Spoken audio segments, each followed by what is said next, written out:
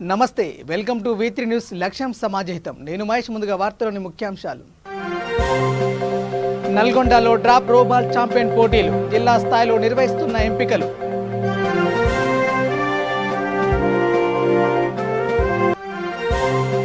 నూజివీడు IIITలో విద్యార్థి ఆత్మహత్య, శ్రద్ధాంజలి ఘటించిన అధికారులు, విద్యార్థులు.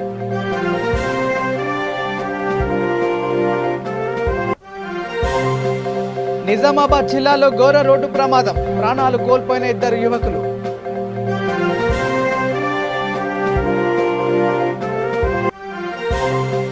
చిత్తూరు జిల్లాలో భూమి నుంచి వింత శబ్దాలు, భయంతో వణికిపోతున్న గ్రామాల ప్రజలు.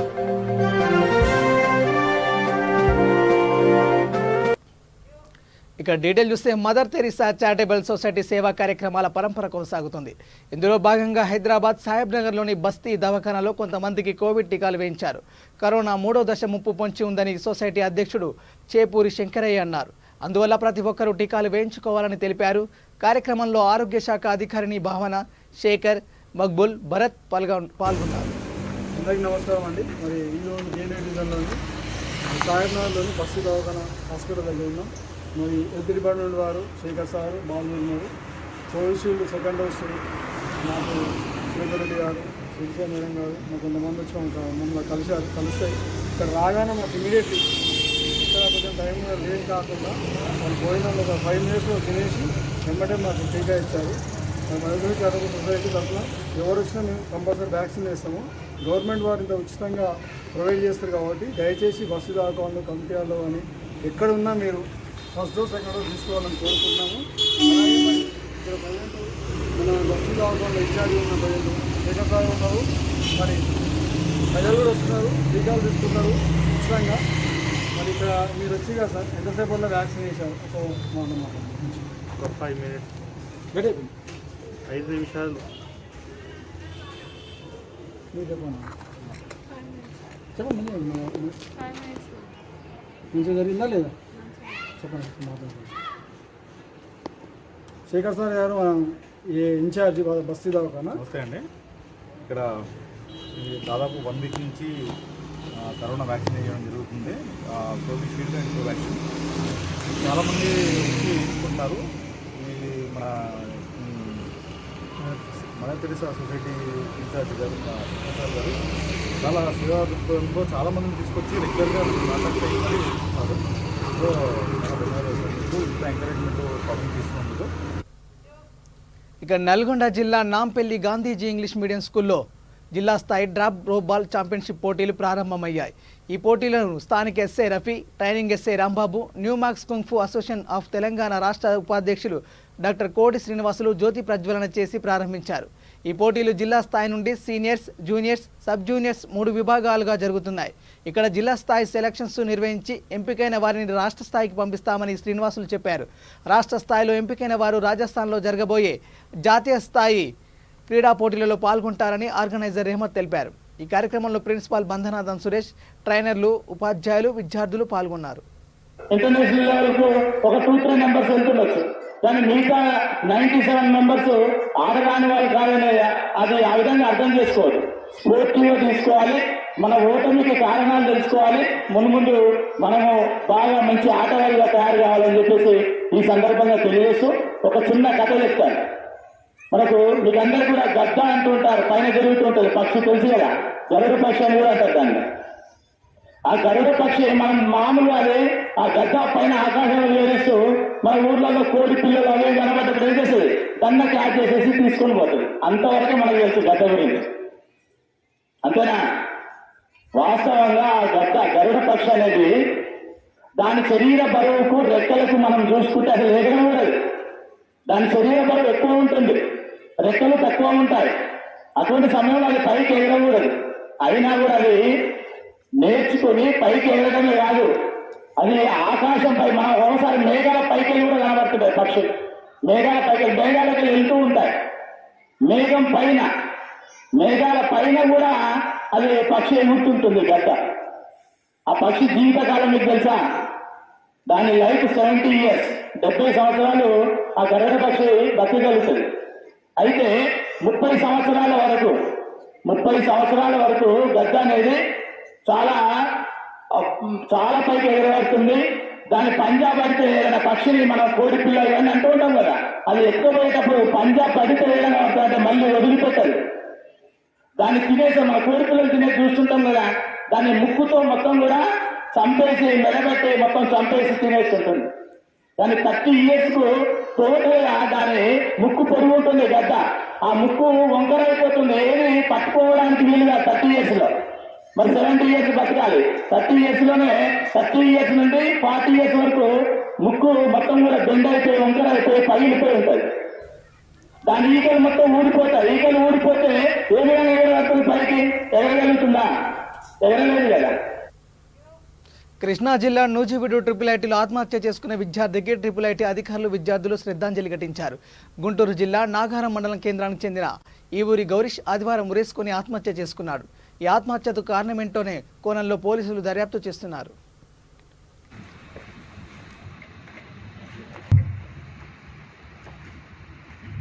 గౌరీష్కి ఇలా అయినందుకు ఎంతో బాధపడుతున్నాడు. బాగా మింగిలైపోతాడు, బాగా చదువుతాడు, కానీ ఎవరితోనూ అంత వల్ల ఇలా జరిగిందని నేనైతే అనుకుంటున్నాను. అసలు మనం అందరం ఇలా పెట్టాక రోజు మా రూమ్కి వచ్చేవాడు. అన్న ఇది ఏం చదవాలి అలా అడిగేవాడు. సో నేను క్లాస్ టీచర్, ముగ్గురు ఉండేవాళ్ళం మా రూమ్లో. సో మా ముగ్గురితో వచ్చి ఎప్పటిలానే మాట్లాడేవాడు, రోజు వస్తుండేవాడు. సో ఆదివారం కూడా వచ్చాడు, నార్మల్గా ఎప్పుడు మాట్లాడినట్లే మాట్లాడాడు. కాకపోతే ఎప్పుడు అంత మాతో ఎప్పుడు ఓపెన్ అవ్వలేదు. నాకు ఇలా అంటే అది ఎగ్జామ్స్ అనే అనలేము. సో ఇంకే కారణం నాకు తెలియదు ఎందుకు అలా చేస్తున్నాడు. బట్ కూల్గానే ఉండేవాడు. అన్ని ఫీలింగ్స్ అయితే షేర్ చేసుకునేవాడు. తీసుకోకుండా మనల్ని మనం ఎప్పుడు మోటివేట్ చేసుకుంటూ ఉండాలి అన్నట్టుగా ఉన్నాడు. మీరు చాలామంది ఉండుంటారు ఇప్పుడు నా పని నాకే, పక్కన వాళ్ళతో నాకేంటి అన్నది. నేను ఫస్ట్లో 4 రోజులు అలా ఉన్నా. అంటే మేము ఉన్న ఓరియంటేషన్లో 8 members ఫ్రెండ్స్, అయినా నేను వాళ్ళని పట్టించుకోవాలి. 4 రోజులు ఆ ఎగ్జామ్ సరిగ్గా ఇట్లా వాళ్ళ వాళ్ళే అనుకున్నా, కానీ కాదు, అది నేను చదవకపోవడం వల్ల. గౌరీష్ అసలుకి టైం పాస్ చేశాడు, ఎగ్జామ్స్కి ప్రిపేర్ అయినట్టు ఎప్పుడు కనపడలే. జస్ట్ టైం పాస్ చేసినట్టు కనపడ్డాడు. బాగా సినిమాలు చూసేవాడు, జబర్దస్త్ ఆ ప్రోగ్రామ్స్ చూసేవాడు ఫుల్గా. జస్ట్ ఎంజాయ్ చేసేవాడు ఫస్ట్. అరే చదవా అంటే అయిపోతుందిలే అని టేక్ ఈజీగా తీసుకునేవాడు. అంటే మనకి చదవడానికి వెళ్ళేదాకా తెలీదు. అది ఏంటంటే గంట సేపు అరగంట అయిపోతుందని మనం ఫీల్ అవుతాం. చదవడానికి పట్టుకున్నప్పుడు అప్పుడు తెలిసిద్ది. మ్యాథ్స్ 1 గంట. విశాఖ ఎయిర్పోర్టులో కేంద్ర పర్యాటక శాఖ మంత్రి కిషన్ రెడ్డి మీడియాతో మాట్లాడారు. విశాఖపట్నాన్ని పర్యాటక పరంగా అభివృద్ధి చేయాల్సి ఉందన్నారు. భారత టూరిజం శాఖకు సంబంధించిన అధికారులతో చర్చించి తగిన చర్యలు చేపడతామన్నారు. విశాఖ తీర ప్రాంతంతో పాటు అరకు చుట్టుపక్కల ప్రాంతాలు అభివృద్ధి చెందవలసిన అవసరం ఉందన్నారు. కిషన్ రెడ్డికి రాష్ట్ర పర్యాటక మంత్రి అవంతి శ్రీనివాస్, బీజేపీ నాయకులు, కార్యకర్తలు, అధికారులు ఘనస్వాగతం పలికారు.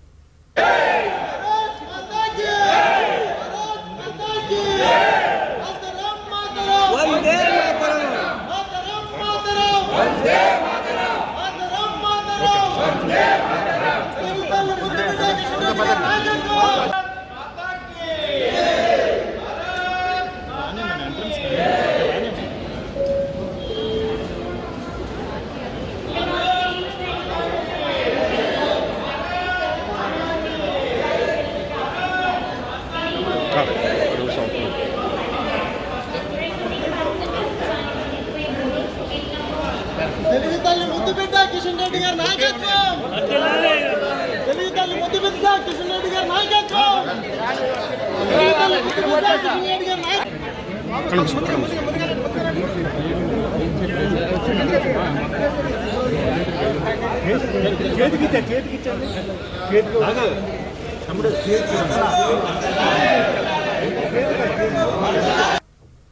ఇక కొద్ది రోజులుగా చిత్తూరు జిల్లా ఐరాల మండలం అబ్బుగుండు ప్రాంతంలో భూమి నుండి వింత శబ్దాలు వస్తున్నాయి. అంతేకాకుండా పక్కనే ఉన్న గ్రామాల్లో కూడా శబ్దాలు రావడంతో గ్రామస్తులు ఆందోళన పడుతున్నారు. 10 రోజుల క్రితం భూమి నుండి వింత శబ్దాలతో పాటు భూమి కంపించడంతో ఐరాల మండల స్థాయి అధికారులు మైనింగ్ శాఖ అధికారులు సందర్శించి భయపడనవసరం లేదని చెప్పారు. పూతలపట్టు మండల MRO Vijayabhaskar, MDO Gauri, SI Manohar సంఘటనా స్థలాన్ని చేరుకొని అక్కడ పరిస్థితిని పరిశీలిస్తున్నారు.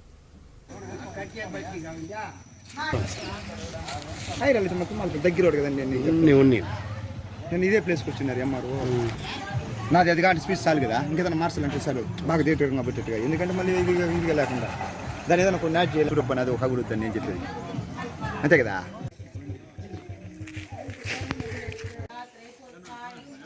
మళ్ళీ 15 నిమిషాల తర్వాత మళ్ళీ దానికన్నా కొద్దిగా తక్కువ రేంజ్లో శబ్దం వచ్చింది. మేమేదో అనేసి భయపడి ఇండ్లలో ఉండేవాళ్ళు బయట వచ్చినాం. అంతా ఏదో లేకొచ్చేసారు ఊరు ఇళ్ళల్లో ఉండాలి. సౌండ్ కుర్చీగా కదిలింది. దాంతో మేమేమి అనుకున్నాము, ఏమో మా కొడుకు కూడా ఏమైనా అంటే వాడు కూడా ఏదో కదలుతాను బయట వచ్చేటన్నాడు. పరిగెత్తి ఇంటి ముందరకు వచ్చేసినాము. సౌండ్ అయిపోయింది. ఆ తర్వాత మళ్ళీ 15 నిమిషాలకు మళ్ళీ 2 టైమ్స్ వచ్చింది. డమ్మనేసి అంత వైబ్రేషన్ రాలేదు. ఫస్ట్లో వచ్చినంత వైబ్రేషన్ రాకుండా 2 తలాలు నింది. అది ఊర్లో అందరూ జనరాల నుంచి బయట వచ్చేసినారు. కూడా అడిగితే వాళ్ళు కూడా ఫోన్లు చేసినారు. బావల కాడ వాళ్ళు ఫోన్ చేశారు. మా అబ్బాయి ఒక కసువు వస్తా అంటే పైన చెట్లో నుంచి ఎండు పొలంలో ఆకులు బల రాలిపోయిన అంటే ముందు వచ్చింది. ఇంత వైబ్రేషన్ లేదు. ఫస్ట్ టైం నిన్న ఎక్కువ సౌండ్ రావడం నిన్ననే. నిన్న 11 గంటలకు కూడా మైనింగ్ వాళ్ళు వచ్చి ఒక అబ్బాయి దగ్గర నెంబర్ చేసిపోయినారంట. మీకు ఏదైనా ఈ మాదిరి జరిగితే మీరు నాకు.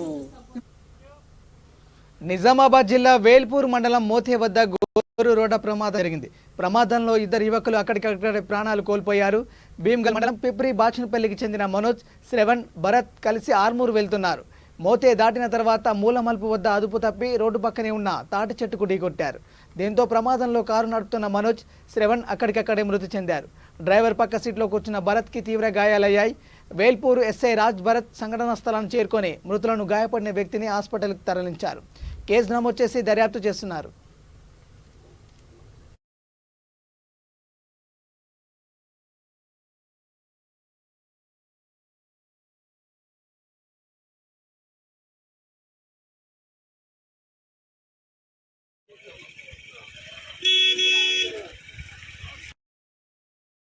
మిత్రులు నైట్ సుమారు 9 గంటల ప్రాంతంలో పిప్రి నుండి బయలుదేరి ఆర్మూరు పోదామని వస్తుండగా మార్గ మధ్యలో మూత village దాటినాక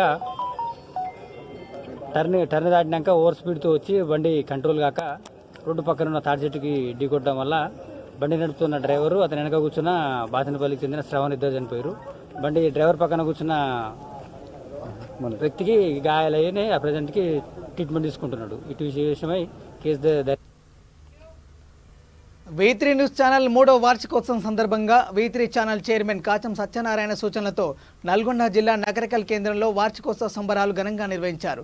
Nagarikal V3 news reporter Merugumalla Bhiksham ఆధ్వర్యంలో lions club Nagarikal charitable trust వృద్ధాశ్రమంలో 50 మందికి పండ్లు, బ్రెడ్ ప్యాకెట్లను పంపిణీ చేశారు. ఈ కార్యక్రమంలో నగరికల్ ఎలక్ట్రానిక్ మీడియా రిపోర్టర్లు పాల్గొన్నారు.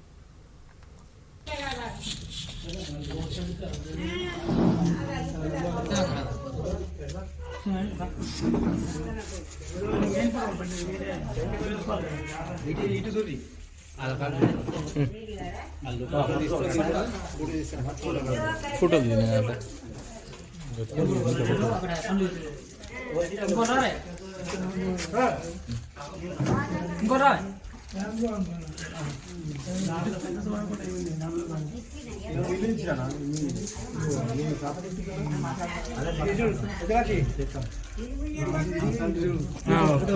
పర్లేదు తీసుకో ఇచ్చేసి.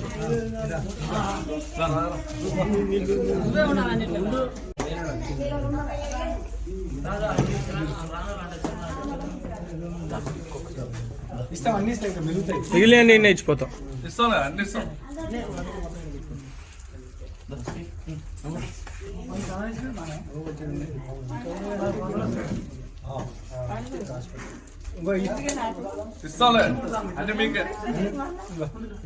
ఇచ్చేయి అడిగిన వాళ్ళకి ఇచ్చేసి ఇది ఆపినా.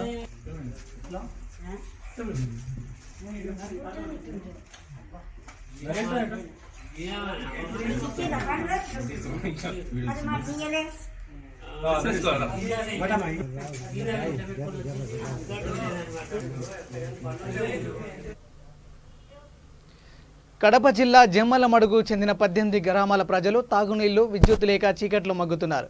ఇందుకు పూర్తిగా బాధ్యత ప్రభుత్వానిదేనని మాజీ ఎమ్మెల్సీ దేవగుడి నారాయణరెడ్డి ఆరోపించారు. గాలేరు, నగరి కాల్వ పూర్తి కాకుండా గండికోట ప్రాజెక్టులో 26 టీఎంసీ నీటిని ఎలా నిల్వ ఉంచుతారని ప్రశ్నించారు. 12 టీఎంసీ నీటిని గండికోట ప్రాజెక్టులో, 5 టీఎంసీ నీటిని గండికోటలో నిల్వ ఉంచితే ఇప్పుడు వచ్చిన వరద నీటిని వల్ల ఇబ్బంది ఉండేది కాదన్నారు. ముందస్తు హెచ్చరికలు చేయకుండా అధికారులు వరద నీటిని ఒక్కసారిగా వదలడంతో ప్రజలు కట్టుబట్టలతో గ్రామాలు వదిలినారు. వరద నీటి దాటికి జమ్మలమడుగు, ముద్దనూరు బ్రిడ్జి కుంగి పోవడంతో 2 రోజులుగా గ్రామాలతో లింకు తెగిపోయిందని చెప్పారు. తలాది మంది చనిపోవడము, అనేక ఇబ్బందులు జరిగినాయి. ఇక్కడ కూడా మేలవరం రిజర్వాయర్ కట్ట తెగిపోయిందని అధికారులు రెడ్ అలర్ట్ ప్రకటించి 2-3 రోజులు మేలవరం కిందికి రావాల ప్రజలు నిద్రాహారం కార్యక్రమాలు చేసి అప్పుడు నీళ్లు నిలుపుకుందామని అంతవరకు నీళ్లు కిందికి వదిలి ప్రజలకు మేలు చేసే విధంగా చేయాలని నేను ప్రభుత్వాన్ని డిమాండ్ చేస్తున్నాను. ట్రాన్స్ఫార్మర్లు అట్లే ఉన్నాయి. వాళ్ళ ఇంటి సామాన్లు, కిటికీలు, దంతెలు, సపటరాళ్ళు, మనిషికి ఒక పేదవాడు సైతం కనీసం ₹1,00,000 చేసే సామాన్లు నుంచి 10 లక్షల వరకు ఇంటి సామాన్లు అట్లనే ఉన్నాయి. 2 సంవత్సరాలు గ్యాప్ ఇస్తే బ్రిడ్జి పూర్తవుతుంది. వాళ్ళందరూ ఆ సామాన్లు మెరకచ్చుకుంటారు. వాళ్ళు కూడా మంచి సౌకర్యం ఏర్పరచుకొని ఎక్కడన్నా సంసారాలు ఏర్పరచుకుంటారు. కాబట్టి అక్కడ ముంపు పైన గండికోట పైన ఉండే ముంపు బాధితులు, కింద ఉండే మైలవరం కింద ఉండే గ్రామాలు ఈ అనేక ఇబ్బందులకు గురవుతున్నారు. ఇద్దరి కింద పైన ఉండే గ్రామాల ఇబ్బందులు తీరాలంటే కేవలం 12 టీఎంసీ పెట్టి గత 2 ఏళ్లు ఈ విధంగా 12 టీఎంసీతోనే పెట్టుకొని పని జరిపితే జమ్మడుగు నియోజకవర్గ ప్రజలు కింది గ్రామాలలో ఎట్లా ఇబ్బంది పడతా అంటే పైన ఉండే గ్రామాలు ఎర్రగుడి, చామలూరు, కోడూరు, సంఖ్యాపల్లె గ్రామాలకు సంఖ్యాపల్లె దగ్గర కట్టే బ్రిడ్జి అర్ధాంతంగా ఆగిపోయింది. ఆ బ్రిడ్జి లేనందువల్ల ఆ గ్రామాలు తాడిపత్రి తిరుక్కొని కొండాపురం రావాలంటే దాదాపు 30 కిలోమీటర్లు దూరము, కనీసం 1.5 గంటల ప్రయాణం చేసి మండల హెడ్ క్వార్టర్స్కు, పోలీస్ స్టేషన్లకు రావడం జరుగుతోంది. కాబట్టి నీళ్ళు కిందికి వెళ్తే ఆ బ్రిడ్జి పూర్తవుతుంది. అదేవిధంగా ఎర్రగుడి, చామలూరు, తాళపతురు గ్రామాలు ఆ రోజు వద్దంటే వాళ్ళు ఇబ్బంది పడతామని కూడా చెప్పిన హైకోర్టులో ముంపు వాసుల బాధలు తీర్చినాకనే నీళ్లు పెడతామని హైకోర్టు చెప్పినా ముఖ్యమంత్రి గారు అసెంబ్లీలో ముంపు బాధితులు తీర్చినాకనే నీళ్లు నింపుతామని చెప్పినా కూడా వినకుండా స్థానిక శాసనసభ్యుడు, పార్లమెంటు సభ్యుడు, కలెక్టరు, ఆర్డీఓ అవగాహన రాహిత్యంతో అనవసరంగా ఇన్ని నీళ్లు పెట్టి ఆ గ్రామాలలో కేవలం బియ్యము లేదా కందిబ్యాళ్ళు లేదా బంగారం లేకుంటే ఇంట్లో ఉండే సరుకులు ఉటావుటిని తీసుకొని వచ్చి అనేక గ్రామాల్లో బాడిగిళ్లలో బతుకుంటా ఉన్నారు. వాళ్ళు గడ్డివాములు అట్లే ఉన్నాయి. వాళ్ళ తాగుని కడప జిల్లా రాజంపేట నియోజకవర్గం సిద్ధవటం మండలంలో తుఫాన్ వల్ల నష్టపోయిన గ్రామాలను సిద్ధవటం మండల వైసీపీ ఇన్ఛార్జ్ మేడ మధుసూదన్ రెడ్డి సందర్శించారు. బాధితులతో మాట్లాడి వివరాలు సేకరించారు. నష్టపోయిన వారిని ప్రభుత్వం అన్ని విధాలుగా ఆదుకుంటుందని, ఎవరు ఆందోళన చెందవదని బాధితులకు భరోసా ఇచ్చారు. మండల పరిధిలోని వెలుగుపల్లి, వంతాటిపల్లి, కొమ్మనాయనపల్లి, మాధవరం, నేకనాపురం గ్రామాల్లో ఆయన పర్యటించారు. యుద్ధ ప్రాతిపదికన మరమ్మతులు చేయాలని అధికారులను కోరారు. ఈ కార్యక్రమంలో వైసీపీ నాయకులు, కార్యకర్తలు పాల్గొన్నారు.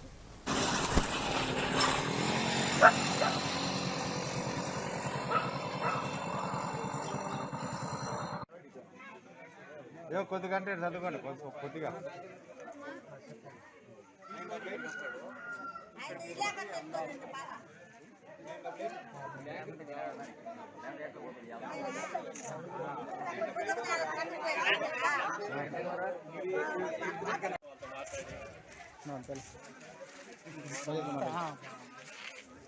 నీళ్లు తాగడానికి బాగాలేదు. నీళ్లు లేవు, వసతి పోతే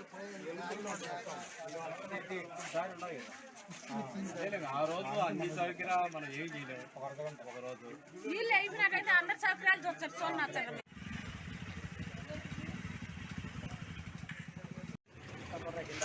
ఓకే.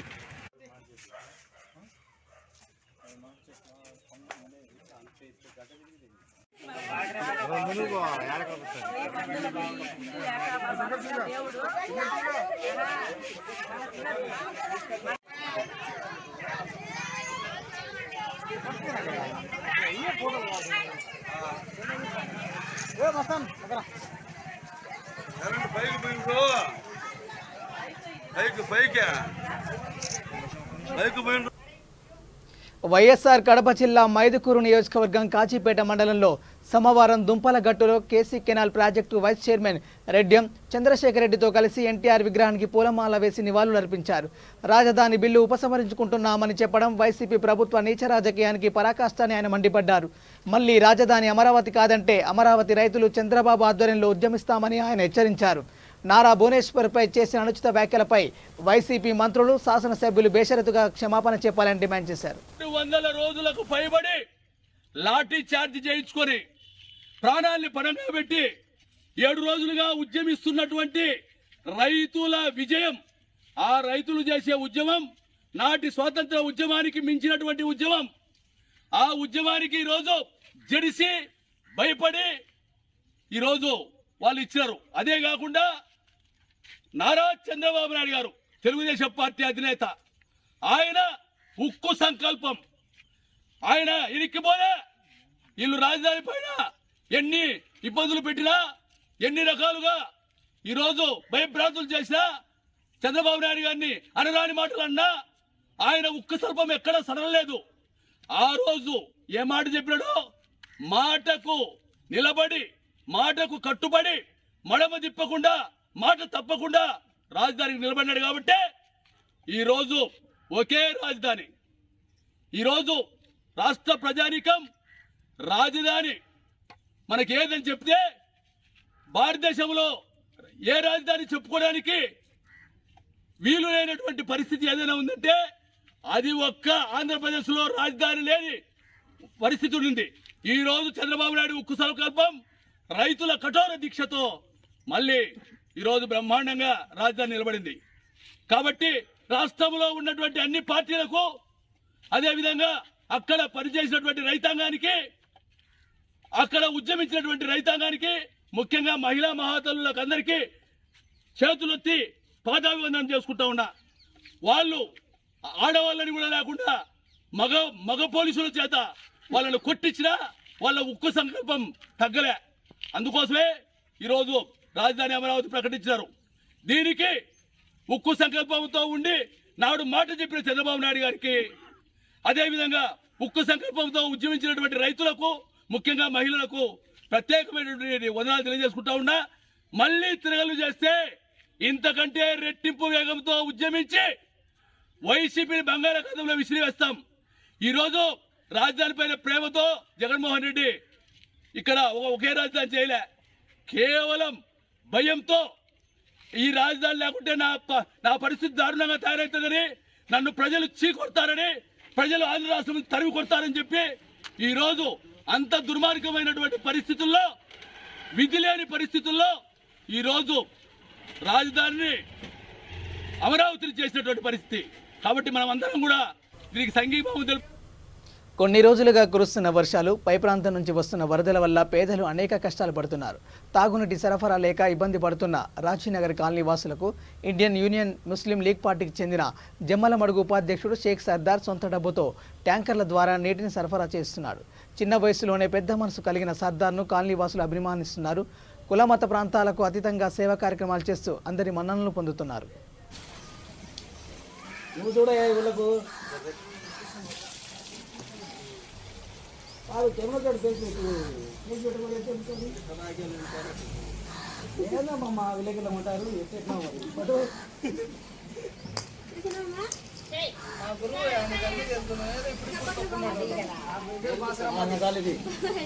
ఇండియన్ యూనియన్ ముస్లిం లీగ్ పార్టీ తరపున జమ్మలమడుగు ఉపాధ్యక్షుడు అయిన షేక్ సర్దార్ అనే నేను గత కొన్ని రోజులుగా కురుస్తున్న వర్షాల కారణంగా పేద ప్రజలకు పెన్నా పరివారక ప్రదేశాలైన గుడుమసన్ దర్గా, ధనలక్ష్మి హాల్, ఈడిగిపేట ప్రాంత ప్రజలకు ఇబ్బంది పడుతున్నారని గమనించి మా ఐయుఎంఎల్ పార్టీ తరపున నా శక్తి మేరకు స్వయంగా ప్రజలకు అన్న పానీయాలను అందిస్తున్నాను.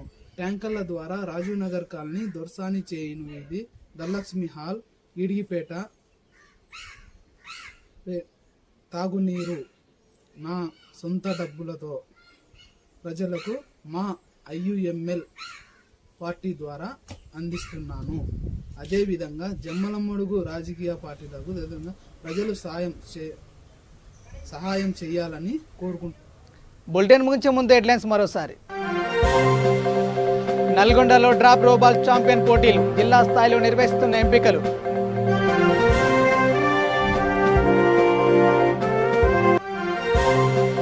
నూజివీడు IIITలో విద్యార్థి ఆత్మహత్య, శ్రద్ధాంజలి ఘటించిన అధికారులు, విద్యార్థులు.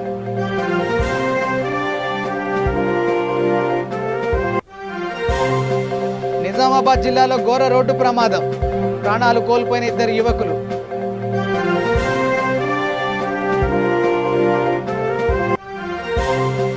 చిత్తూరు జిల్లాలో భూమి నుంచి వింత శబ్దాలు, భయంతో వణికిపోతున్న గ్రామాల ప్రజలు.